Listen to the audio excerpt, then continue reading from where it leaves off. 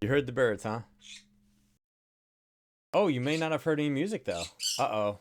I'm gonna get a hard time for that from Ernest. Yeah, I had the settings still set from the other day. I didn't have the music on.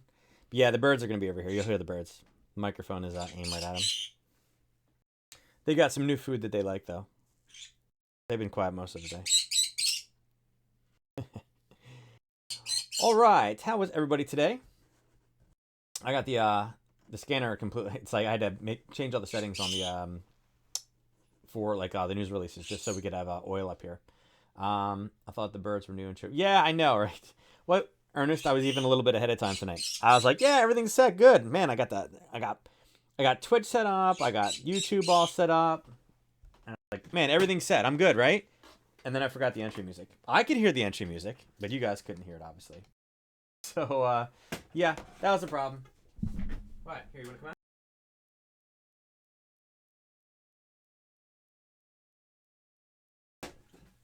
All right, we'll see if the birds want to come out and play now. And be a little bit. It's funny, like all day today, like Melissa can be on the like on a teleconference of things. The birds don't make any noise at all whatsoever. I pull the charts up for chart school, and they're like, it's like I don't know what it is. Yeah, all like the little things here in the house get crazier. They're like, I don't know. The sun goes down, they get crazier. The baby was up till like almost 12 o'clock last night. I think she finally passed out at like 11:40, something like that. I look over and her eyes were finally closed. She was mouth breathing. I was like, thank God. But yeah, so she's Jack running through the hallways. The birds are having a party. The only one who's really like out is the younger of the two boys. I don't know what it is, but he takes melatonin and it's like a tranquilizer. He's like he just can't think anymore. Hello, Jade. All right, so Jade came, so she's sitting on my shoulder. So we'll see. The other one will probably get mad because he's still in the cage, but he can fly out. He'll just sit there and complain. Anyway, let's go into charts today. Oops. So, interestingly enough, if my voice goes in and out, or you guys hear me sucking on a cough drop, it's because we are in the allergy war right now. I don't know what the tree is. I think it's like I want to say it's like a poplar. I should probably find it real quick. I probably could, but basically it comes out with these like it's poplar flower. Yeah, it's a poplar. All right, guys, go online here. Actually, I'll just go to the images. I'll just drag it up here. So, see these things? These are poplar flowers. Well, they're huge. These things are here. These are poplars, and they drop. They're literally like the size of your fist. I wish there was like, can you see it here? You can kind of see how that falls. Well, they're huge, and it's kind of like grenades all over the yard. They're literally the size of baseballs. They're all over the yard right now. These are one of those things that definitely a little bit allergic to. You go outside and like the cars are like yellow, and you're like, what the heck happened? Well, it's poplar pollen, I guess. But yeah, so they're like everywhere, and it's been like super windy. They're just dropping. It's like boom over here, boom over here, boom over here. Like you can hear them like hitting the cars and stuff. So we're in that season right now. It's my my least favorite time of year when this happens. So if I'm sucking on a cough drop, you guys can hear it. Yes, I'm not eating on you. I'm just sucking on a cough drop, so the voice doesn't go out completely. COVID yellow. Yeah, it's like that yellowish green. Like the cars are just covered. I was like, you're gonna wash the cars? I'm like, why? 2 days they're gonna be green again. Overall today, gotta say, not my favorite day in the market. After Monday, I was like, man, this is gonna be a great week. Today was kind of boring. I really didn't find a whole lot that I loved today. We had some things that punched through levels. Obviously no chart school last night, but we had some things that punched through levels, looking for some continuation trades, and none of them are really, not really. I wouldn't say any big explosions off of them. And you're looking across the board here. I mean, Euro's up 29, and again, a lot of that's eaten up in the last hour. Pound 60, which is, low, a little bit over 50%, right? Maybe 60% of its daily ATR. Dollar yen 17 wasn't really a huge mover. Dollar Swiss 44 was actually not bad. This was probably the best one of the day. Dollar CAD nothing, Aussie dollar nothing. Euro pound up 67, and it had a bit of a retrace in there, and then pound is down 87 or 85 right now. Pound yen, and that gave us a little bit of opportunity. Not necessarily the best setup on it though. Oil today, oil popped kind of into the range that we had marked off last night. As far as all the early morning data, I mean the CPI for the pound came in just slightly lower, but not that much, right? .8 is not much different than .9, so nothing too crazy. Going down, look at CAD CPI, same thing. It missed by just .1, so really not tons, right? Bailey spoke, and again, that offered a little bit of the weakness that we saw today. Crude oil came in at kind of a pretty big miss. I mean, they expected there to be 1.5, and it came in as -5. So, again, second negative. I mean, the other one was more or less flat, but second negative of the year. It did give crude a little bit of a bounce, and then it retraced back again pretty quickly, and then pushed up a little bit after, later on. But yeah, I mean, it's I love this one, 4.98, but it says 5 right here. Overall, not that crazy of a day. I think there was more potential today, and when I did the weekly newsletter, I was kind of concerned about how this week was going to be because there really wasn't a whole lot of not really a whole lot of news releases. The economic kind that we like, data points. A lot of it was speeches and that kind of stuff. So, go back in here and remove all the yellows. You guys can see it really wasn't a full day. Really wasn't a full day. And at 10:30 tonight, Lois speaking. Maybe that'll give us a little bit of an explosion. We'll kind of see. Both the Aussie pairs, neither one of them. They're kind of both in a little bit of range. The Aussie dollar came back in, and I'll show you in a second. It's pulling in. We're looking for a Harry Potter, but it really spent a lot of time above. It wasn't really the clean pullback that we'd like. It did use that hourly zone above to pull off of it, and I'll show you that. And then the Aussie yen is kind of in the other situation. It's kind of, it's more in a short position. It's a position that we had set up for a short. So, we'll look at that one. I'll show you. But that may give us some movement, but for the most part, I don't really see much into it tomorrow, which, looking for tomorrow. Tomorrow is the PMI day across the board. Everybody's got PMI data tomorrow, right? France, Germany, then we have the European numbers come in, then we have the pound numbers come in, then we have the U.S. numbers come in, and the unemployment claims numbers are still up at 2.4 mil. So we'll see. I have a feeling they're going to start kind of getting off on the forecast. And at this point, I don't even know if the unemployment claim number matters as much. Because again, it's first time people, but these people probably haven't. Nobody's letting people off now. Everybody's already been let off. These are just people that haven't filed yet or got a chance to file. I think the actual employment change figures are probably a little bit more, kind of telling at this point, right? How many people are being asked to come back to work and things like that, and there's going to be a lot of drama about that. You're seeing things where people are like, oh, the people are not coming back. And, Munchin made comments about how if people refuse to go back to work, they're not getting their unemployment money, which is, it kind of makes sense, right? But at the same time, what happens if somebody is asked to go back to work and then gets COVID-19? We're told that they have to go back to work and not getting paid, and then they get COVID-19.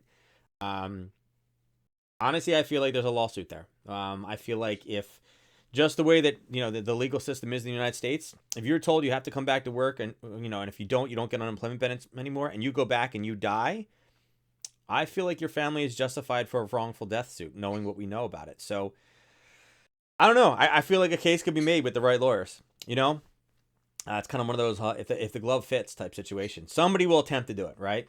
Oh yeah, lawyers are just they are working on their wrist exercises for the make the rain motion, right? It's coming. It's coming.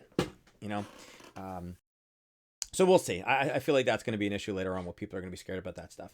But overall, tomorrow it's going to be a PMI day, all manufacturing data, so it should be interesting. And then at 2:30 we have Governor Powell speaking. I think we could actually get some movement out of him tomorrow because all this PMI data, everything in the morning, it's kind of late in the afternoon. That could give us kind of the boost that we're looking for. And again, end of the week, we're getting a lack of really true numbers. Market's going to want to move. It's gonna have to do something. So it's gonna kind of hinge on what he's saying. And then tomorrow we have some retail sales for New Zealand. Overall today, this is what we're here. We think the stress on banks has some way to go. So again, Bank of England is saying, we're not there yet. I think this one I've changed my position to be on negative rate. So right now the UK is like all about changing. We're not going to put people away. We're going to put people away. The banks are good. The banks are not good. We're going to change. They're just changing everything. So, I don't know. That's the three top stories. Here's some minutes from the Fed meeting today. And the economy won't be strong until consumers are confident, which makes sense. When people are confident, they spend money. I was listening to a little bit of the news today, and they were talking about how Target and Walmart's earnings are like literally they're through the roof. But the problem is they're not making as much money as it seems because all their margins are higher. They're having to pay their employees more and things like that. And there's actually a lot of backlash on these companies. Like I really feel at this point, they are being considered the lucky ones because they are allowed to stay open. But I'm hearing, I mean, I know a lot of people that have small businesses and they are all on the boycott train. It's not fair. Like, are they closing down their clothes and their shoes and their electronics and all these other things that, other small businesses are allowed to stay open for? Like, why? Because Target has food. Why is Target allowed to keep the rest of their store open? So a lot of people are really getting bad taste in their mouths, and a lot of small businesses are just basically closing their shops. I have a feeling all these inflated earnings are going to disappear very fast. And there will be a big push to go back to, buy local, support small business. I think there's going to be a really, really big push on that after this whole kind of crisis has passed, which should be interesting. Bus chasers. Yeah, bus chasers. Yeah. So we'll see. We'll see where it goes. Anyway, that's what we got. So let's go over and look at the scanner. So the scanner today is kind of an interesting setup. We don't really necessarily have as much movement as we would like, but we're getting a bunch of different setups here because of the dollar. Shut up. You want to come out too? He's mad because he doesn't like coming out of the cage, and then he's going to sit over there and just make lots of noise. I'm about to put some baby's toys in there to play with. So we're seeing setups more or less across the board, and it's because we've had a bit of a retrace back in with, the dollar. Hold on. I'm going to take a... Hold on, guys. Come on.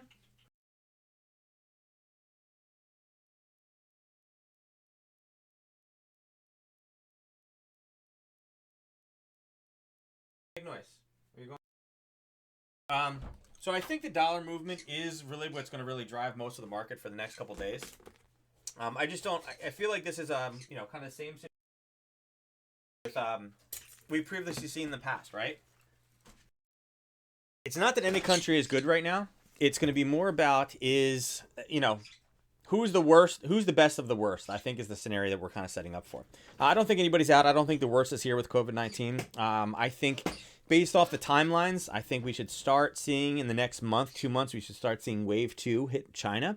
And I think that's going to send some really spooky kind of numbers out. I think it's going to be very interesting. A lot of states are opening up right now. And a lot of the reports are people basically not doing anything they're supposed to be doing. Hundreds of people on the beach, yeah, we're out here. Yeah, let's go. I think we're going to have a spike. I think some governors may backtrack on what they're doing. That's what I see. So again, I think the dollar is going to come into play for a lot of these setups. But overall, kind of right now, what I'm seeing is we're seeing euro strength kind of across the board, right? Not many setups with the euro, obviously against the CAD and the pound, sure, continuation with the yen, a continuation. A little setup versus the euro dollar, but I honestly, I don't believe that. Again, this is a setup, but I am more kind of in the favor over here that Europe is even weaker than we are. But overall, you're seeing a bit of strength. And again, a lot of that too, probably because there was not necessarily a whole ton of news. But yet tomorrow, when we get those PMI data, that's where I think a lot of this kind of section here could change. Now, looking at the Aussie, right? Aussie more or less is showing us nothing but strength. Uptrend setups across the board, some uptrend setups, and a little bit of a pullback on the lower time frames. For me right now, I'm looking at this, and I'm looking at the chart, and what I'm thinking is, hey, listen, we got all this bullish action right here. It's blue, but what do we see? We see demand zones on daily levels, on weekly levels. So, I think that's really, I think this is in a position where it's going to switch. Now, the pound is showing weakness, but, and I say but, I don't see this hitting a lot of supply zones or really high quality supply zones. Anything that I'd be like, hey, listen, we got to be looking to go long. So the Aussie, I'm a bit more bearish minded, even though all the scanner is showing us that we're in uptrend mode, right? Pound, not so much. And again, when you're starting to hear their main kind of, talking heads over there talking about, yeah, I changed my mind.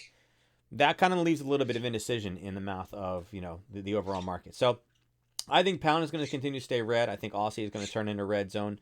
I think CAD, again, with oil kind of doing a little bit better, I think the CAD will continue to, continue to gain some strength. Right now you can see versus the dollar, the pound, and the New Zealand, it is all considered obviously negative here, which is positive for the pound, as well as you're seeing it here, as well as you're seeing CAD yen. So you're seeing the strength, just not against, against gold or the euro. So I think CAD strength is coming into play. I see European weakness coming in because I think when we get some of their manufacturing numbers, I don't think they're going to be great. The forecasts are supposed to be good, but not too bad. My God, they're on crack today. Again. Come on, let's go. Out, out, out.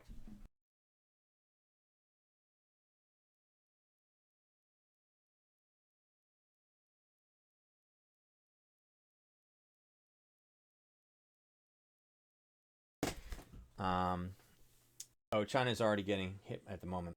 With wave two, I don't know. That's life. Walmart and Target have more essentials than mom and pops. They do have, yeah, Ernest, they do. But, you know, here's the thing. You never want to be on the bad side of, like, the general public. And when people lose their jobs because of them, I mean, that's kind of what happened originally with Kmart. Kmart kind of had the same issue back in the day. Um, it's hitting different areas of the country. So, yeah, it is. Absolutely. So, that's kind of how I'm using the scanner, guys, is really kind of looking at this and overall and kind of matching up and kind of seeing. And like I said, the only pairs that I really see kind of true strength coming back into the market right now is probably the CAD. And again, that's more of an oil story. Oil held, it did not fall, it did not collapse.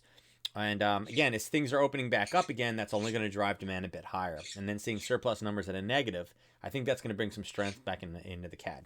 That's, you know, CAD strength there. And then again, I see Aussie weakness and pound weakness. Yeah, it's kind of the best of the worst. Is kind of how I'm seeing it right now. All right, so let's go over to charts. All right, so let's start off with not Aussie yen. Let's go over and start with Aussie dollar. So Aussie dollar, we had this drawn yesterday, or actually 2 days ago, and we talked about having kind of a Harry Potter trade. Now, we did have a supply zone up top. We knew that we had a daily supply zone sitting there, but we were hoping we were going to be able to sneak something in. And price ended up bouncing off the daily. It didn't really go far. And typically for a Harry Potter trade, we like it to punch through, give a little bit of space, and then retest immediately. This one did not. This one popped through, hit that zone, and then just continued to base sideways for a while, which is not the ideal setup for us. We're typically looking for more of a pop. So at this point, the fact that we have basing above where the current zone is, and again, we do have a zone that was put in on a smaller time frame. I can put 30, and you guys can see kind of where this pop was. You have to respect that there was a level put in right here, right in that level. I'll change this to. So I'm looking at that now and I'm saying, hey, listen, we got a zone above. If we do pop, we're going to have to contend with the sellers that kind of came into this market. And again, it did punch up and it did touch the bottom of the daily zone. So, you know, for me, the Harry Potter trade invalidated itself. It made a push up and came back and did not get a retest and then did nothing but base along that side. For me, I'm gonna have to swap things around and probably take this one back for a short again. Not taking it off the daily level, but probably looking for some type of a pullback to bounce off this zone and then take it lower. I'm going to keep this area marked because, again, that was an area where we had a lot of kind of pressure as price got sucked into it and then held that area. And even now, we're not seeing it really clearing too much. So that's what I'm going to kind of stay focused on. Whoa. Aussie yen is a little bit different of a story. So Aussie yen, we did actually have a sell sitting in there. And this came off one of the higher time frame zones as well. This one we got close, and both times we've been turned away. And this is kind of why I'm leaning more towards saying bearish on this one. We had an entry sitting up here at 71.07. And right now, for where we are, right, last night for chart school, we would have been sitting right here, okay? The day before, when we actually originally set this up, price was sitting right here, okay? So we ended up getting front run on it. It made a second attempt and pushed down, and now it's pushed a little bit higher. So it is looking, we do know that sellers are up there because it's really turned it away twice. Question is this the fall? Did we miss the entry on this one? And that's the kind of what I don't know. I had an alert in here, and my alert I missed by a few pips, so I was unable to get into this position. I did not come back, but I've been watching it. I kind of saw it coming up there. You know, I saw it messing around. It got really, really close, and then it's just kind of basing. And I've been waiting for some type of a collapse, but it's not as strong as I would have liked, you know. And it did coincide with looking at the Aussie dollar. Again, it did coincide with this pop here on the hourly, right? So we did kind of get a pop and then a peak, and it's kind of like, you know, is that where it's turning? So again, that's the combination of these two is kind of why I'm kind of switching my position on this one and saying, hey, listen, we're not going to take the push forward. That zone was actually able to hold. We weren't able to actually sneak a position in there. And then we're seeing it over here. I have a bearish mindset right now, as well as, you know, where the Aussie's going. On a lower time frame, I don't even think, yeah, I mean, you can see that it's kind of pushed off that zone, right? And that, again, that is a 4-hour based zone. But you know, again, didn't get the explosion. On the way down, I don't think this area is going to hold. That was actually the zone from back here. I do think we will continue to push, you know, back down probably. I deleted it. I do think we will push back into here. And again, not as worried about this zone. This zone, not super worried about that one either. But again, I would be looking for a target over in this range. Down here in the 70.08 range, okay, in the overnight. I don't know. Even in here, here's your red, here's your green. Didn't go as high. So you're invalidated there. Here's a red, here's a green. There's a red. That's kind of the best shot, although that's really, really close. This red to that green, so it's kind of sketchy. And again, here's a red, here's a green, here's a red, and this one closes in 6 minutes. So that may be kind of the best entry into this position to take this to the downside. Kind of setting yourself with a kind of a limit in this area, for your risk, and if you're able to get this back to the downside. All right. Hold on. Yeah, you're on the short already. Yeah. I missed the entry by a little bit, but again, it's a nice pull away. Yeah, it's a nice pull away. On both of these. And like I said, I thought we were gonna be able to sneak this sucker in, but nope, not so much. All right.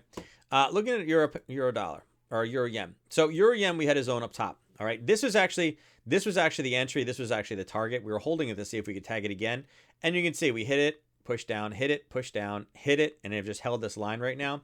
This zone's been hit a bunch of times. I don't think that this is going to be a valid zone to be able to take for shorts anymore. It does actually coincide with what we see in the Aussie yen as well, with the yen actually gaining some strength. So, there is that in there. But again, this trade has worked out, already once, and then it's already turned itself away twice. So, we'll see. I'm going to remove this, and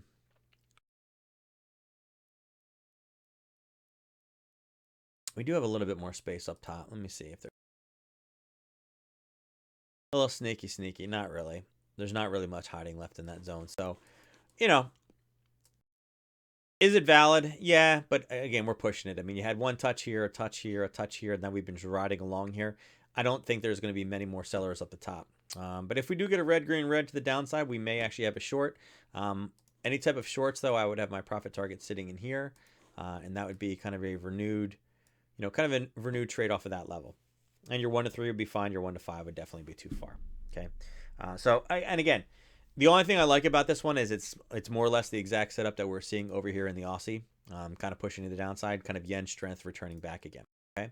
Now, jumping over the pound yen, a little bit different of a situation. So we didn't really have much up here. On a 4-hour level, you can see we were trying to push up. We really didn't have much. We were sitting in a racetrack, and on the hourly, looking from this peak, you can see that we did have this little tiny wick over wick, and I'm actually very, very surprised. I even mentioned this Monday. I'd be surprised if that's what held, because it hit again, it hit again. It's like, wow, seriously? I like it went to the very, very brink, and it was able to turn this thing away and start pushing back to the downside. So, it's moving. Here's your 30-minute, and it did come off of actually a 30-minute level sitting right here. Okay.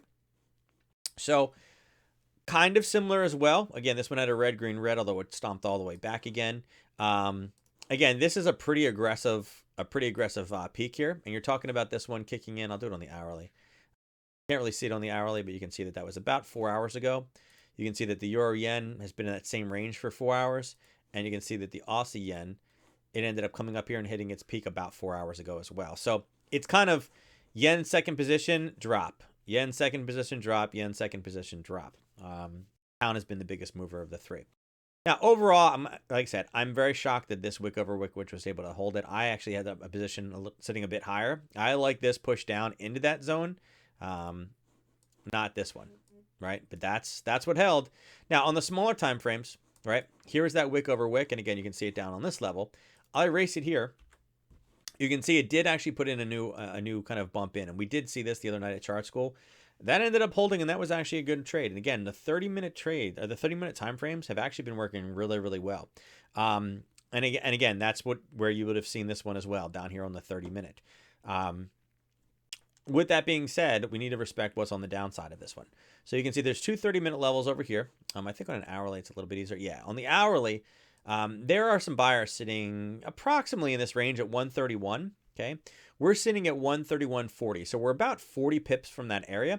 This is actually quite an explosive bit of movement here, right? I mean, we had this little kind of pop here, and it came back down and went just slightly deeper, and then gave us a good green, a red pullback, and then this candle just launched, and it's the largest candle that we have right now, currently on here, right? This is a large candle.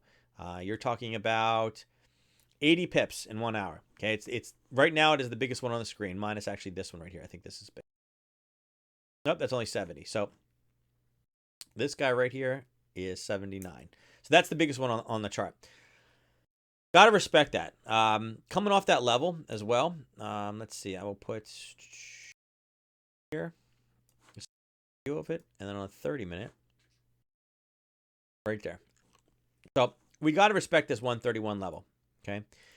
In any type of short position, we are good. Right. 131 is sitting right there. Got so close. Look at that 0.2. Two pipettes. I think I'd be cautious. If you're a short, make sure you are out of your position at that point, depending on when this hits. So this is the reason I'm talking about this is because if you look over here, okay, tomorrow morning at 4:30 a.m., we have pound data coming in. Okay, we have manufacturing PMI. You know, obviously we are what? 8 hours, 9 hours from that right now. This needs to move down about 48 pips. It has an ATR of 14. So we're and again, obviously that's coming back and there's some larger candles in there, but this has potential to kind of pop itself down. The correct overlay so you can get the actual.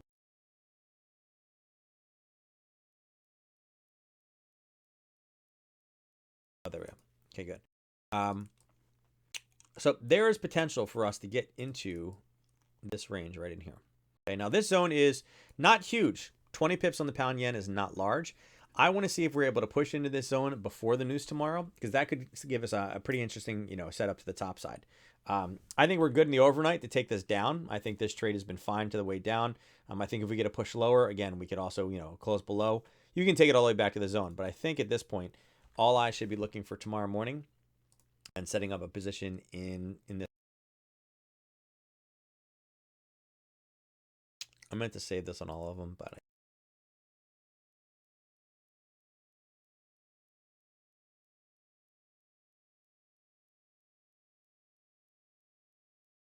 all right. Again, that's coming in right at that 131 level. Okay. For news. Okay. News at 4:30. All right. Looking at pound dollar. Now, pound dollar, man, we had a great setup up here. We talked about the touch bracket, how the touch bracket was, about 85% of the way through. Wasn't all the way to the top, but it would still be a good valid trade. Set yourself an alert, man. It tried. It tried. Here's one push. Here's another push. Here's another attempt, and it just was unable to do it and is now pushed all the way through back below the target. So, yeah, it tried. It tried to put some work in, but it was unable to really push lower, and it did take out one touch bracket to the downside right now. You can see in testing this, what happens is when price breaks through a touch bracket, it deletes it, and you have to re-enter it. So that way you know what's valid and what's not. Sometimes we have touch brackets that, they may have been number 1, but now they are number 6. And you're like, wait, when did it close? When did it not close? And this way you'll be able to tell when they open back up again as part of the functions. I know Joel's very big into that. He wants to know when they close and when they open. And this way, at least, it erases it for you. I still think this zone is valid, but at this point, we are starting to, again, I'm going to leave that up there. I'm going to remove this so it's a little bit easier to see with price being right here at, 122.06. Areas that I'm looking at right now are kind of here. I mean, we had a basing level, right? We have a basing level right here. We've hit it once, pushed away from it. We're kind of approaching that zone as well. And we're about 25 pips on this one from that zone. On an hourly, this has 19 pip ATR. So it's a little bit closer than the pound yen is as far as, being an area where we could take off from. Below this, there's really not much I'd be willing to buy until we get back down here into this, really the 121 range, about 100 pips from where we are right now. So it's kind of an interesting situation. Like I said, that PMI number for the pound, I don't know. I don't think it's going to be good. Depending on the problem is we're a bit close. So what I'm kind of thinking right now is I think the best opportunity in this one would be to take a short from that level. Now, this is definitely an if this, then that. What we need price to do is we need price to break below this level. We need to have it pop below here, and we need to form a triangle so we can go around the triangle. Again, not a huge wide triangle. If it comes down in basis forever, then yeah, that's not what we're looking for, okay? If it comes down in basis in the zone, that would be fine also. I prefer, though, when it has a clean break, go around the kind of the triangle to the downside, and then use that as your risk level, lower. It is only about 16 pips risk. Again, not bad for this pair. I think that's the way to play it. There are going to be no touch brackets. These are the bases of all the touch brackets right now, so you're not really going to be able to get into too much at that level. This would be a binary play when price comes back up. A binary or a call spread. I don't know. Let me see. Do I have I had it here earlier. By the way, so I don't know if I told you guys. So Nadex was like, yeah, you should definitely check out the new beta platform. They've really, increased things. I'm like, yeah, I heard you got tear off tickets and charts. And they're like, yeah, we got all that stuff that people were, raving over. And I pulled it up and it's still way too busy. I hate the fact that I pull up a chart and all the binaries are printed on there. It does have a show function. I feel like we should be able to turn that off. Okay. There's nothing more distracting as when you have all these gigantic blue and red boxes over on the side and, lines for them and everything and the big prices. Like, I want to see the charts. I don't want to see all that, junk over here. I hate that I have to click on an actual binary to get the chart. Like, if I click on the pound, give me the pound chart, right? Why do I got to click on an individual binary for you to actually give me a chart? Just, I click on the pound to get the drop down. Give me the chart, Still too many things. So, I like the fact that they have made some improvements, but I still can't do it. So I've been adamantly voicing my opinions, guys, just so you know. Adamantly voicing my opinions. Let me see here. Up some stuff real fast. Let's see. That price is around what, 121. All the cost spreads are jacked. All the cost spreads are very high on this one on the daily. Yeah, about the only way you can play this one if you're up is taking this one, with something shorter term. None of the dailies are going to make sense on this one. The binaries are going to be out of range for this one. The knockouts, right now, again, you can see the knockouts on there. The one that we are missing is there's one down here at, what is it? 120.33.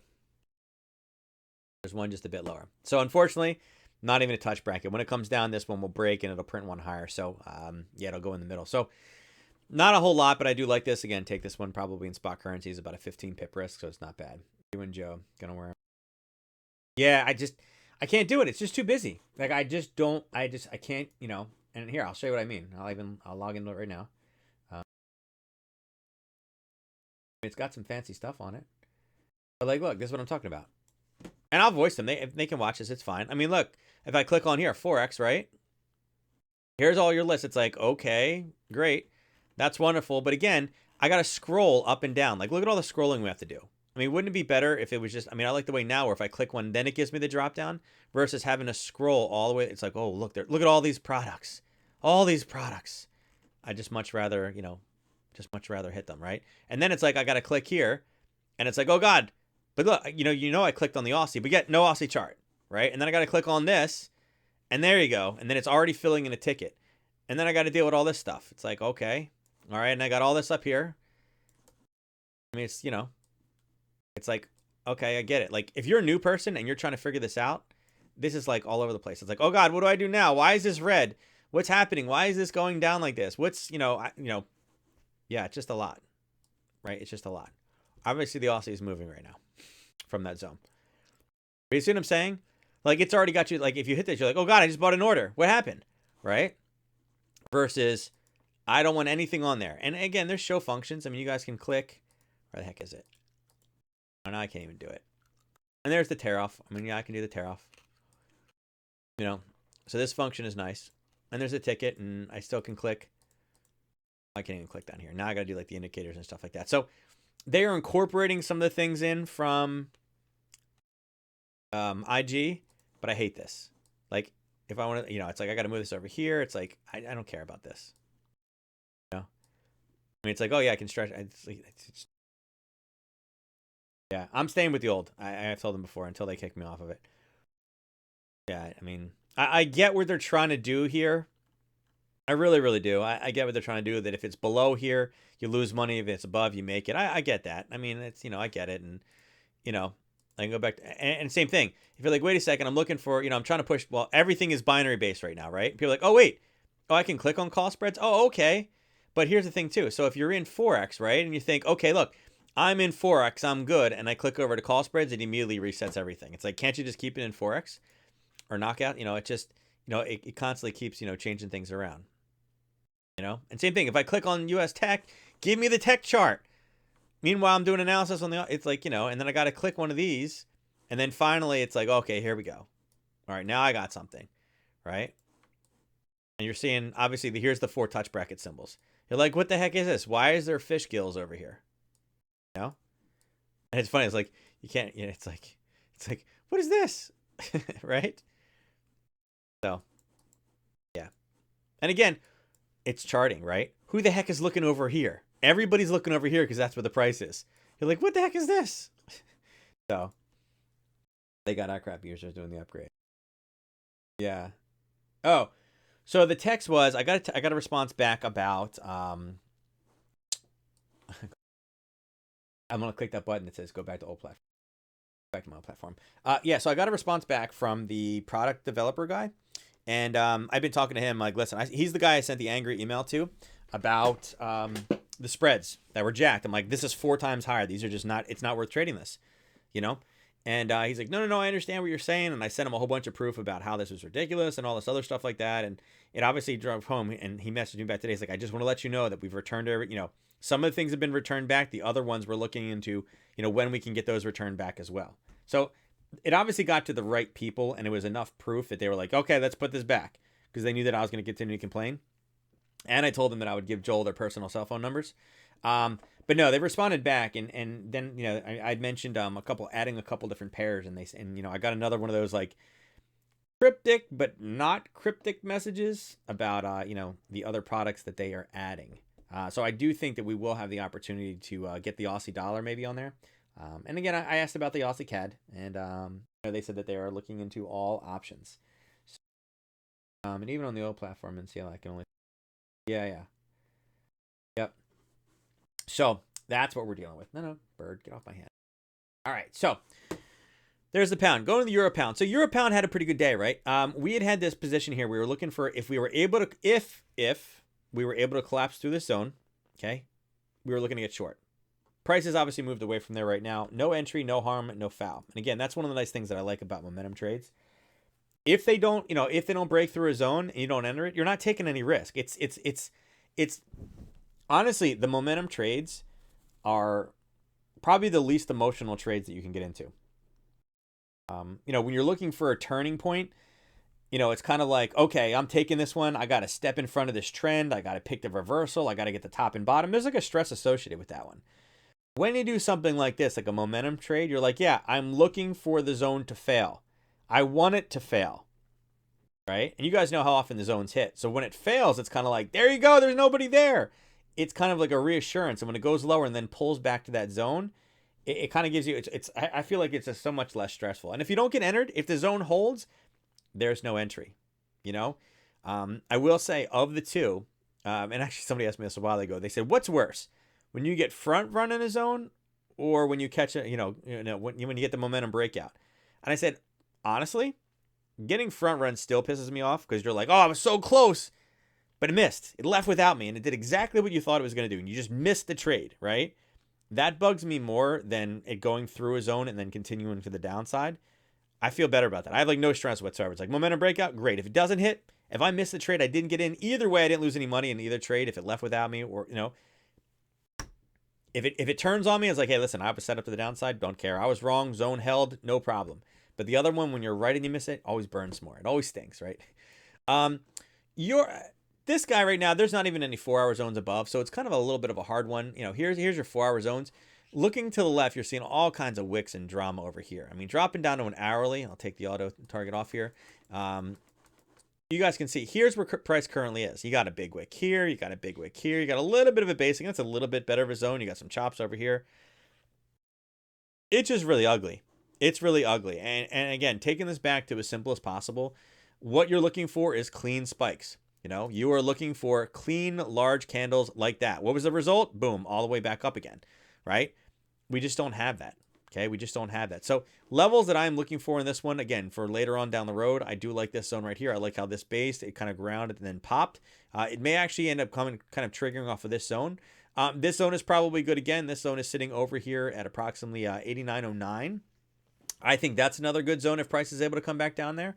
And again, we need some pound strength to get it there. Don't know if we're going to see a lot of that, but we got a lot of European news first. Okay. So one thing that I am looking for on this trade is the fact that we have French data at 3, 3:15 we have German data, then we have European data at 4.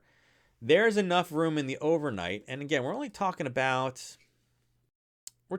60 pips. So we would really need to get kind of a flip sometime soon. It is basically price kind of doing one of these things based off the European news, right? Showing European weakness, worse than expected, having that price drive down. But then at 4:30 in the morning, when the flash manufacturing and services PMI comes out for the pound, that data being crappy as well. So looking for price to come down in one candle, right? Oop, not a buy limit. Or something like this, right? Looking for a big red bar in the overnight, followed up by hitting that zone and then bouncing back up again, right? This one not being red, this one being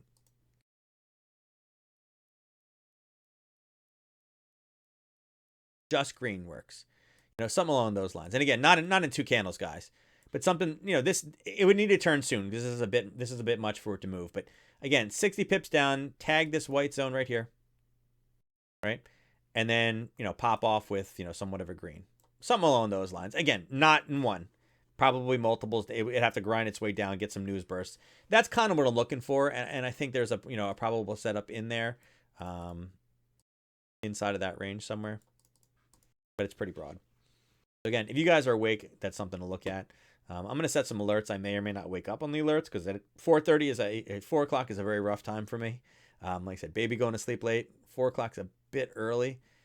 5:30, 6, I can do those. 4:30, a little bit harder. But I know some of you guys like to stay up in the middle of the night. So there's a potential trade in there. And again, it may not even come down. It may just get stuck over in here. The data may be good and may continue to push a little bit higher. But based off of bad European data, that would be kind of a play that I believe. Kind of a little news-based trade there. Now, euro dollar. So euro dollar, and even on the old platform. Yeah.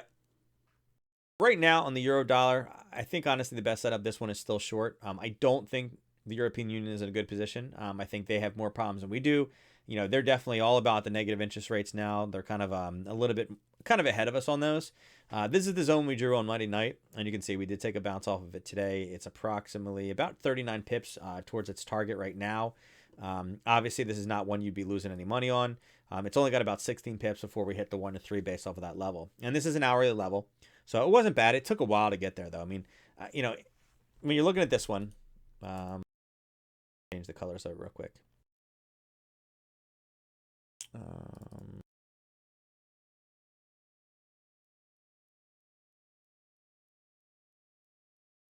All right, so here's where we are now. Last night we would have been right here. Okay, that's not a lot. 18 pips different in 24 hours, right? Where we were the night before for chart school on Monday night was right here, right here. So really, since chart school, we're only about 40 pips different, and we did the up, down, the up. I think we're going to go a little bit lower. I don't like that zone for a long. I think that one could base sideways. This zone really doesn't mean a whole lot to me. I just think it spent way too much time there. It did spike back down on a retrace. There is a little bit of a zone here. It's not the cleanest turn, but there's a little bit of a zone right here around this 109.17. I think that the reaction to this level down here at 109.06, let me pull this price tag out for you. I think this was a better zone. The way the price popped down, it kind of came up to here, slammed back into it on this green candle, and I think you can see it better on the 30-minute. Yeah, you can kind of see it over here. The zone is actually... here's the zone marked off on the higher time frame, right? And you can see price left, came back, retested, and then popped off of it. So any type of short you are in this position, I think this 109.08 needs to be your target. Below that, again, I think there's not a whole lot here. There's a little bit of a hiccup zone, and again, this will probably give us a bit of resistance right in this zone. So, I mean, this is kind of where I would have my targets for any type of a short position tomorrow. And I do think, we will get some, I do think this will continue the downside. Be here and then back down in this range. Okay. Now, where we are right now, let's see. There's a new touch bracket on this one, by the way. Oh, no, there's not. All 4 of them are still valid. All 4 are still good. The 110.17, the one we talked about, was the one that entered, and it did go into the zone by about 3 pips. So again, valid entry, and it wasn't that big. This one was only about 19 pips. So clean entry. Clean entry, you're up 39 on there. It is still holding firm. Now, don't think... No, I'm looking at this zone now. Even though the overlay is only on the hour, look at that. It spent way too much time there. So yeah, I think we're good down to 109.08 till tomorrow. I think that one will continue to push. All right. All right, so dollar CAD is another one of those ones we were looking for a break of a zone. It went to the very, very end. It went to the peak. It actually did not enter much farther than that. And again, a new zone was formed here. You guys can see here. There's where the actual zone was. Now remember, the way the zone tool works, if a new one is printed that overlaps, it takes the most recent one. So although this one is still valid, that's what it's bouncing off of. There, it printed a new one. Okay, so it did print this new one in here. Okay, and that's what gave us this long.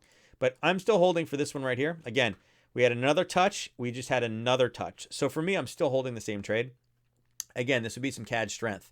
Looking for it to break below this level here at really down to the 138.51.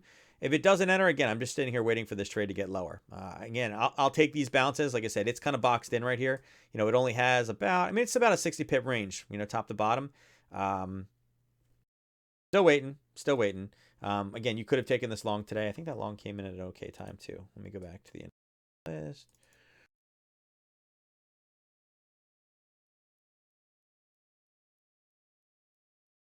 Oh.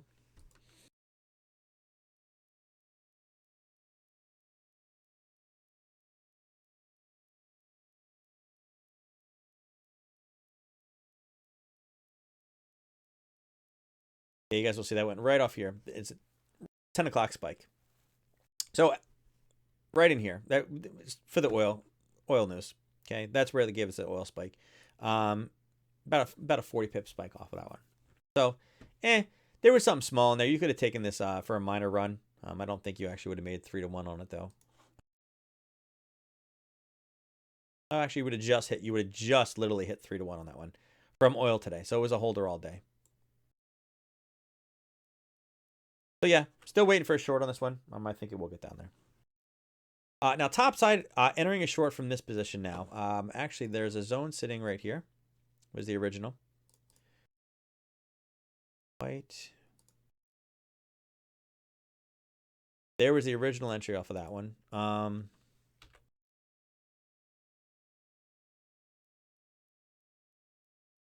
There's one here, but it's a base off of this level. If anything, if you wanted to be a bit more aggressive, so the white zone obviously we know is good. It's held. If you wanted to be aggressive, and this is actually one of those positions that you could get front run. Again, it's been tested right here. There is a small position sitting right there. Now, it's your choice. This is not, you know, I'm not saying that one is better than the other one. If you're a bit more aggressive, your entry would be in here around 139.57.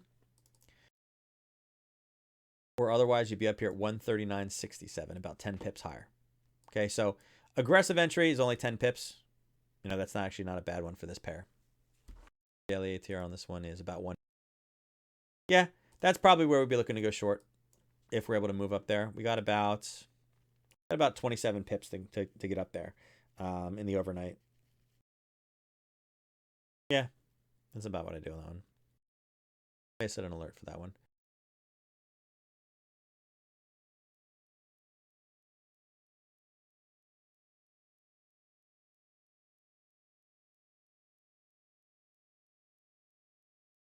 $139.52. I don't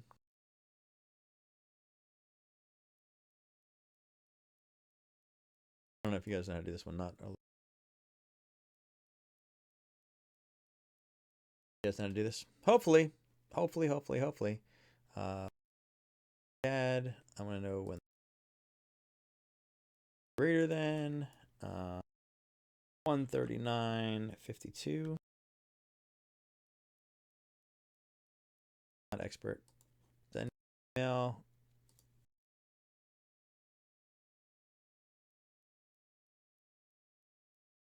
All right, there we go. So If you guys aren't using this function, make sure you do it. It's a great function. But I want to know when it comes up in that range. And again, there could be a short position over there. Okay. Kill that guy. All right. Dollar yen. And even the old one. In euro. Okay. You got in the knockout? Okay. What's good? What's up, Ketchup? How you doing? All right. Another situation where we had a short. So again, another kind of boring position today. It's moved 13 pips in the last 24 hours. Now, it did fall down to that 10 o'clock time frame and now has pushed back up again. So, another one of those situations where we saw a decent reversal right at 10 o'clock. Now, there's not really a great level over here that I would have played this reversal on. But you guys can see at the bottom, again, the reversal came right around the same time that oil kicked in. For me, I'm still holding firm up top. I still think that this is a great level up here, the 108.04 range. Remember, we do have a zone up there. There's a touch bracket sitting up there as well, but the 108.04 to 108.12 I think is still valid. Hopefully we get a bit more movement tomorrow, but unfortunately not a whole lot. Again, we're here right now, right? We're here right now, and we were here right here last night. And then for chart school on Monday, we were sitting right here. So here was chart school on Monday, and here's price. 24 pips in 2 days. So, yeah. Dollar yen, not my favorite right now. I want some more movement. So I'm trying to cheer this one. Go higher, go higher, go higher. But again, short up at 108.04. Swiss actually had a good day. This one was also continuing to push to the downside. And yesterday, what did we talk about? We talked about that Monday kind of purchase. Boom, popped. Actually, it was last week. Popped and then just continued to fall. So this one from where we are right now, again, on an hourly basis, you can see that this is a lot of flatness, right? A lot of flatness. So here's where we are right here. Last night in 24 hours, we were sitting here, right here. So we basically had from 4 a.m. to about 6 a.m., we had about 30 pips worth of movement. Flat. Okay, so what I would expect to see, when we get the European data tomorrow morning, I do expect that we will see some movement in that. Unfortunately, I don't have a buy zone until we get down to this level. The touch bracket does not make sense on this one. The touch bracket is actually before the zone. That zone, if you guys remember from last night, is coming in approximately over here at 96.10. Okay, is where the zone kicks in. We're currently about 50 pips away from it. The ATR on this one is only about 56 pips, so it's kind of one of those even stretched out, you guys can see the highs are getting lower, lows are getting higher. So definitely some consolidation on this one. Just not a whole lot, not a whole lot screams for me on this one. Okay, until we get a bit lower or higher. Okay, NQ. So indices. All right. NQ, interestingly enough, put in a nice green day, and now we're starting to get a bit of pullback. It ended up clearing the gap. Now, we didn't get up to that high zone that we were talking about. Again, being up here in the 96.30-ish range. Remember, my prices are about 5 to 6 high. So it'd be more like probably here is where that zone would be in your charts. So we made an attempt. Again, impulse correction, impulse. Kind of a corrective move right now. You're seeing red on the daily, okay? On the 4-hour, you're kind of seeing the same idea. Now, on the 4-hour, you can see the price is coming up. It is sitting inside of a weekly level, which, again, from 4-hour to weekly, it's not necessarily one of those things that I focus on too much. I try to just stay one higher. We do have a daily zone, and it's sitting, approximately 180 points up. So we got a bit more to run. We're going to need some positive data to get up into that zone, okay? Here's on an hourly kind of what we saw today. Remember, we had this white zone that we were talking about. The price keeps getting sucked in, right? It bounced off of it. It came up. It stabilized. It went high. It pulled back into that white zone. It broke again, and it pulled back in and then based sideways and then pulled up. I do think if we start to turn here, I do think price will come back down and kind of get sucked into that level. That level is 93.53-ish range, right? I'm looking for an area to kind of get short this one. The way that I'm looking at it right now, and again, most of these trade setups are all happening early morning. On a 4-hour basis, at least, what I'm kind of looking for is price to come up into this range, which again is a daily level. Okay. We need some type of a bounce to get up there. Unless there's news that, hey, listen, vaccine is approved. Go pick up yours today. I don't really see too much pushing this much higher. Whoops. There. Trying to go level. We need a slow bounce. If we get a spike, this zone will not hold on a 4-hour. If we grind in, there's a short position up here at 96.35 to take this to the downside. We're very, very high on the curve. And again, I'm always going to be more bearish minded. We are sitting up here. It is very clear to see where the zone is right now. Again, anytime we've hit high quality zones, it has turned. Again, grind, collapse. Okay. We're getting back up there. Not a whole lot has changed. There can be a number of different things that kind of, kind of turn the market around. We're due for some type of a nice kind of pullback. And again, pullbacks are normal, right? Impulse, pullback, impulse, pullback, impulse, pullback, impulse, pullback. I mean, these happen. It only needs to move 1 to 3. It's a very simple pullback that we get into this one. And again, even though the markets are continuing to move higher, it's setting up for an intraday short for us. Okay, so that's kind of what we're looking for in NQ. Again, this has been the most reactive of the three. So there's what we got. S&P. S&P, I was drawing all kinds of pictures today, building slide presentations. So let me bring this back up to the bigger time frames. So I finished the one presentation and it's turned in. Ignore all the colors in here. The colors don't matter. Actually, let me go delete the colors real quick. All I was trying to do was show what risk to reward actually looked like. And where is it? I was showing what risk to reward looked like. And again, was a valid zone. Yes, it was a valid zone. But what I was trying to show is our risk to reward today inside. So pretend you've never seen these colors. All right. All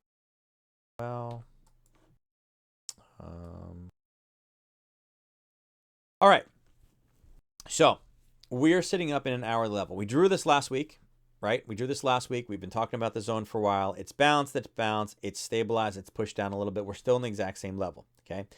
It's a little bit different than the NQ. The NQ has a little bit more to go. The S&P is also going sideways inside of that zone. At this point, and again, Monday night I mentioned, hey, listen, we have pushed sideways in this thing. It's pushed slightly out of the top. This zone is probably not great for shorts anymore. And I'm still kind of hold firm on that one, but I want to leave it here to see if we can get some type of momentum higher at the top. Now, a lot of this is going to depend on the time of day when we do finally do the break.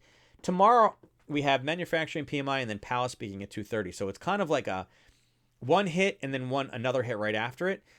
Depending on where this is, and again, don't do it on a 4-hour. Drop it down here to like a 30-minute. You guys can see how much time we've really spent here. Again, sideways, about top, bottom. So this zone is really just chewed up. It's just I'm literally leaving here for something at the top side. I want to see kind of, and actually, you know what? I'll just pull it off at this point. I have the zone marked already. Make it a little bit clearer on the lower time frames. So you can see on the lower time frames, right? We are kind of boxed in. We have this peak here. Obviously, why did price go down here? Sellers stepped in, right? Yes, that channel was sitting there, but there's sellers that were able to step in on the other side of this. And now we put 2 other times where it hasn't gone as high. So there are some sellers floating up top of this zone, okay? I would probably shrink this level at this point, but right now what I'm looking at is I'm looking at consolidation. I'm looking at basing in this level, popping through.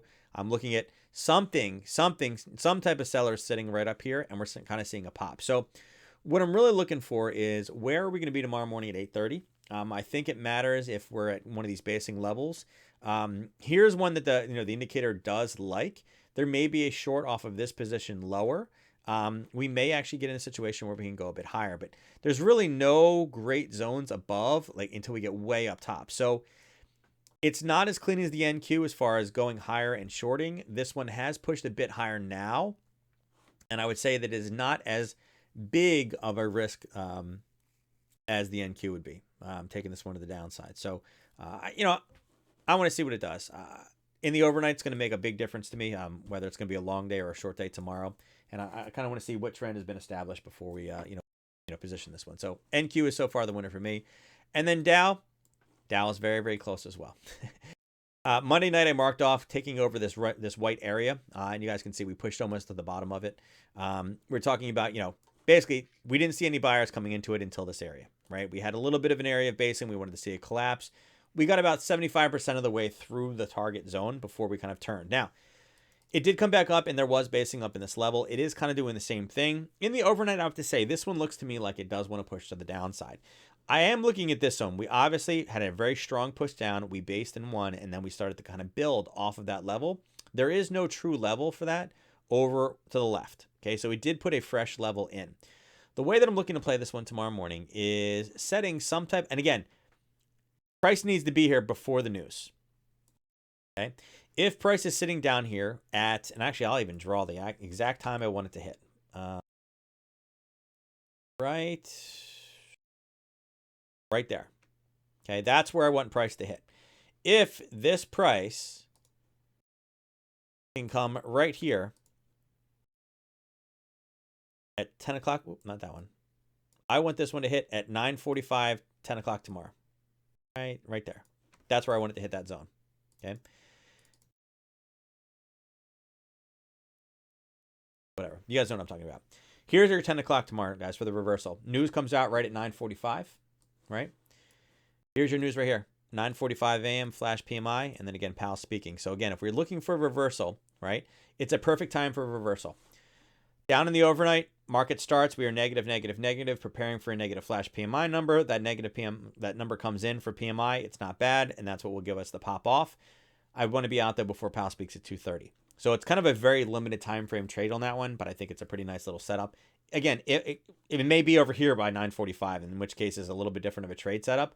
But if we just grind down in the overnight, get back down to this 10 o'clock reversal time, and we are hitting this demand zone, again, we got our 10, 10:30 reversal, we have news, and we have a 30-minute supply, our demand zone, all at the same time.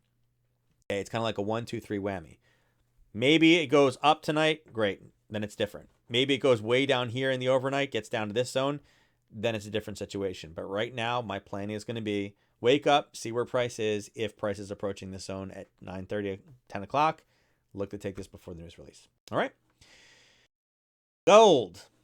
Man, talk about boring on this one. Look at this, 30 minutes.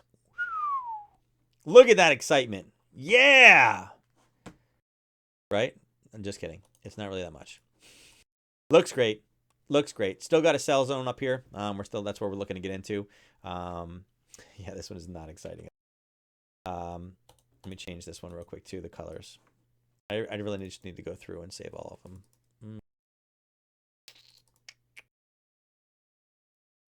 Right. So here's where price is right now. Last night we were sitting right here. Not much different, right? Monday night. Right here. Endless peak. So we were at 1739 Monday, and we are at 1743. So, is there a lot of gold plays right now? Answer is no. Things I think will stimulate this one. Whoops, sorry, bird. The bird is attached to my. This is what I'm looking for. Okay, in looking at this hottest news out here, right? Last week, what gave us this big pop, this big kind of rally up, right? This big push. This area right here, not latest, the hottest stories, we were talking about stimulus money and unlimited pockets. Now what are we seeing? I mean, here's our meeting notes, right? And here's England. Yeah, we need to discuss how, to convince markets that interest rates will stay low for a long time. How do we convince them? We all know they're staying low, right? And they're talking about it, right? We see crude oil. We talk about monkeys infected with it. We're talking about the euro. We're talking about Canada. Talking a little bit about jobless claims. We're talking about everybody except stimulus. This is the other one. Another stimulus bill is likely needed to revive the economy, right? That's what he's saying. We need another stimulus bill, but the Fed's not the one that does it. It's Congress. So what we kind of need in this one, we need some of your local senators to start, putting bills passed and start, chatting, right? We need a push, right? Right now there is no trend. Typically when there's no trend, we're not necessarily interested in placing any type of trades. Obviously, if you guys are good, you can put some strangles on this one, sure. But honestly, are they worth it at this point? Maybe not. Maybe. If you had played one yesterday, it didn't move. You were golden on a strangle. But I still think if we get back up to 1761, we're looking for a short. If we can get down to 1615, we're looking for longs. Besides that, we saw great movement here. We saw great movement here. And since that time, we got nothing showing here. It's done nothing. Nothing down here. Not really much, right? We had a little bit here and a little bit of a grind, but it's kind of this whole no man's land in the middle is nothing. So market chart 1761, 1715 for gold. Now silver had that same type of run up, which was nice. Again, silver's a little bit different, right? It finally punched through at the end of last week. We're starting to get the levels. I marked off this little hidden sneaky zone. And again, we didn't even make it today before we saw our turnaround, but we got close. It's not at the very, very peak range. We're getting, we're up there, but we're not there yet, right? So I don't know if it's time to turn ultra bearish on silver. It's pushed higher. It is still continuing to put highs in. They're getting much, much smaller. They're getting more wicky, right? And this last pullback was not a horrible pullback, right? So I'm looking at this and I'm looking at the accelerated pace that this had, and I'm gonna have to say, there's gonna be a time where we are gonna crash through this. I don't know if we're there yet. I think we could be getting close. I think the silver bulls are holding firm right now. I just don't see anything on a technical level right now that tells me, hey, listen, we're going long or short in this one either. As I said, on the daily, we got this hidden zone right here, right? That's what we're still waiting to kind of break through. And again, I think I did this on a 4-hour too. Yeah, there's a couple kind of probably there is probably what we're looking for.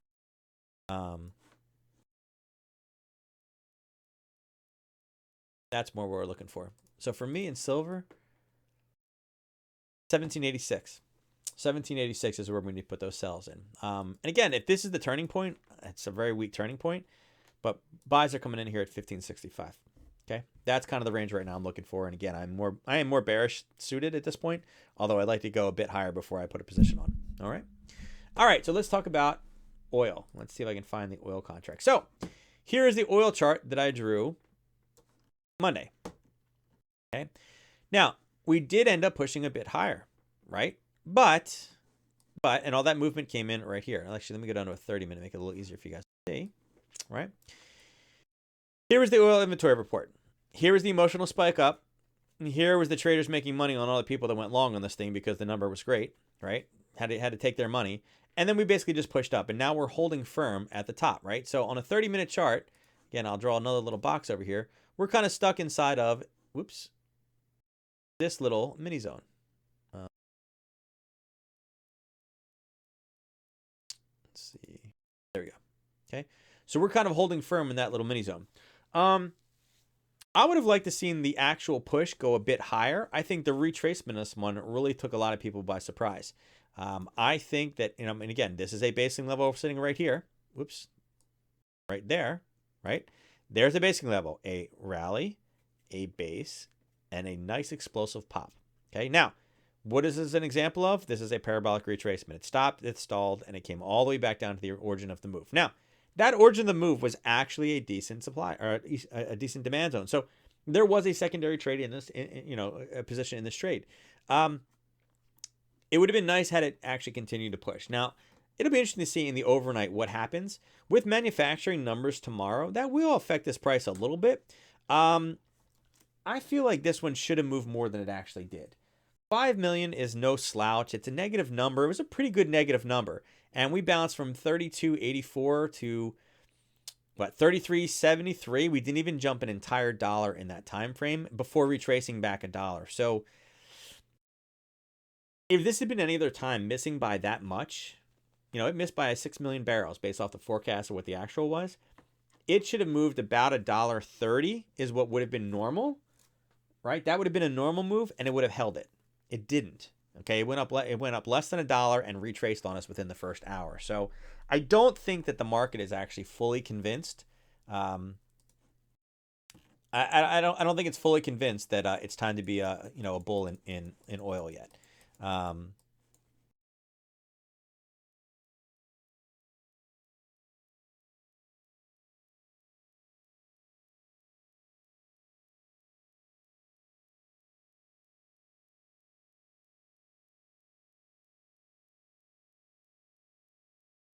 If it's gonna let me go back far.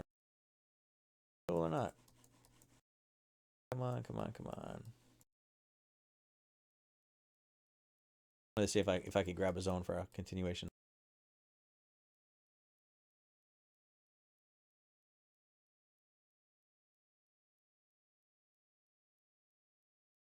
Oh, actually, there's where our zone was marked. Say, I thought that we had done that one. Yeah, I was gonna say I thought we had that one marked off. I was like, no, we adjusted that one. Yeah. All right, so I can move it now. All right. So there was the short out of that zone. All right. I was like, I know that this one we adjusted it. So there was the push again, turned where we thought it was going to turn. Going into tomorrow, like I said, if anything at this point, to me, this looks like we may be a little bit more bearish. I was hoping for a little bit more of a pullback. There are two zones that we could potentially take longs out of. The one is marked off on the chart right now, which is, approaching, this 23, 32.77. It's not a bad zone. I mean, it's hit it twice, but again, it's had two good reactions. It spiked down and then pushed way back up. Again, this was the turning point back up again. So it's a rather small zone. They have this tool right here that I can kind of go in and, yeah, this is, let's see, it would be back up to that opposing zone. That's giving you a 1 to 2.5 risk to reward ratio. So again, it's very compressed as far as the actual amount that we're, talking about. But I don't think oil is going to end up on I don't think we'll end a high of the week for oil. Okay. But yeah, so that's where your long would have been. Aussie keeps the right. Yeah, Aussie's just been golden lately. Yeah, I want to see where it is now. Yeah, so we pushed a little bit deeper on that one. And again, this one is close. Aussie yen is close. This will probably hit in next. It'll come down here and tag the 70.45. We're only like 15 pips, right? Yeah, I mean, it's one thing.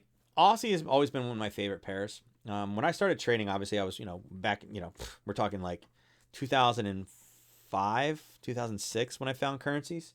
I used to, obviously I had a full-time job then, and, cause I was trading, and I used to trade at night. And I was like, no, you can't trade at night. It's like, no, that's all I did was trade at night. And literally I would trade pound yen because that was always a mover no matter what time of day it was.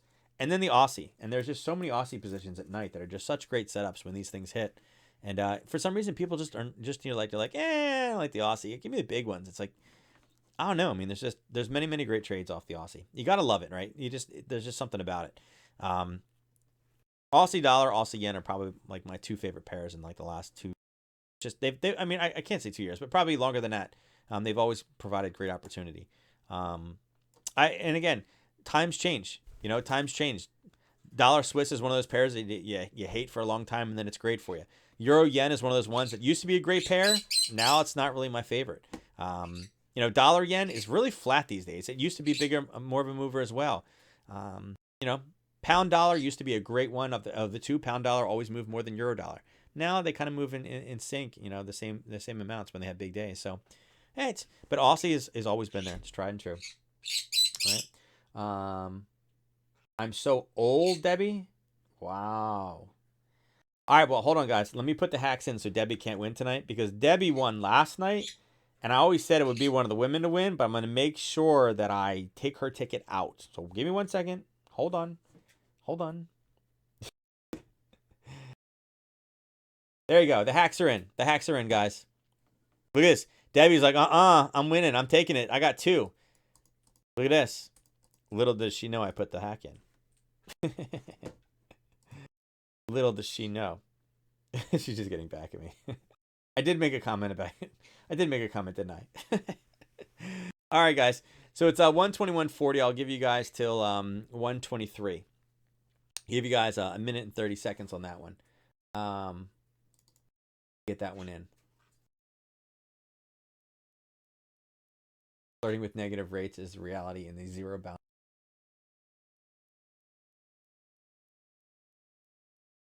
At all the new things. Yeah. Americans should buy in. It's been very weak. Yeah, all emerging currencies are, right? That tends, and that's it. Guy from Norway. That's kind of what I'm saying before. It's you may not be good, but you're the best of the worst.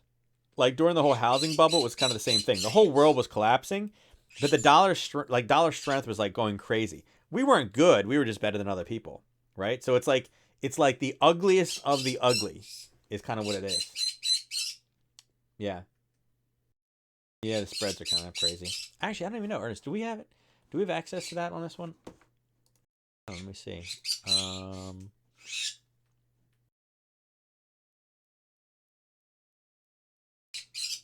Not here. It'd be on this one. Let me see. Symbols.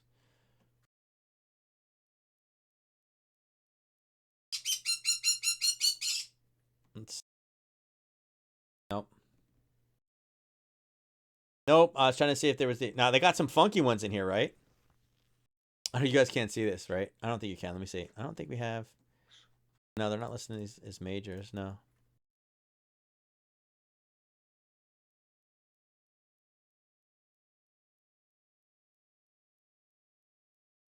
Yeah.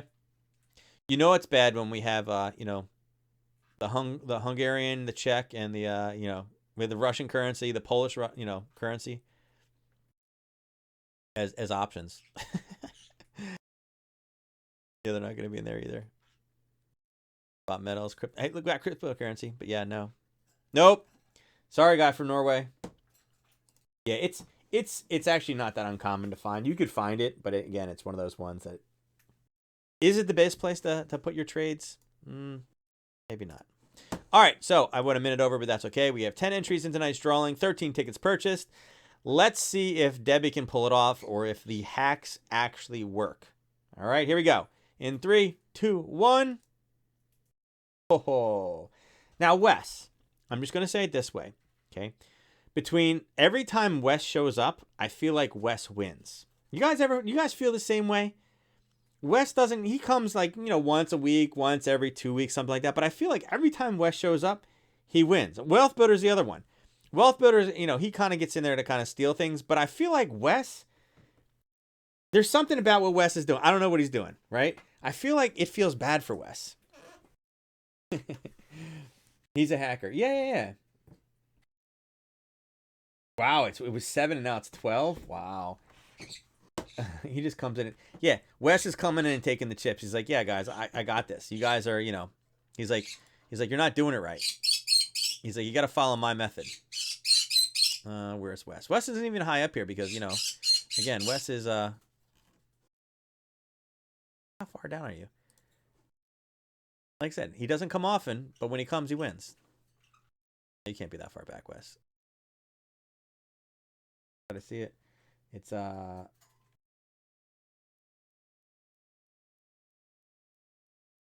65. Wow, you were this low. There. Look at this 9 pip chip stuff. Look at this.